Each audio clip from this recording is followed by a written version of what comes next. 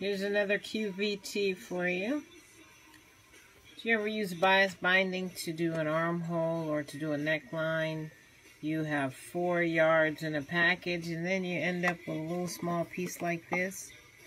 Well, don't throw it away. Here's what you can do with it.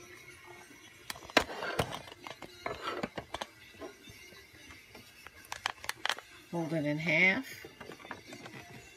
And this is especially good for quarter wide single fold bias tape.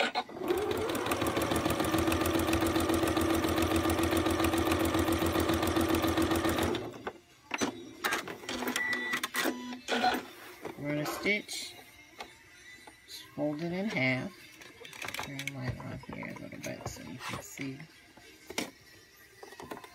And guess what you can do with it? You can use it as a belt carrier. They come in all different colors. It's strong, it's flexible, and it holds your belt. Just a little tip for you. Hope this helps.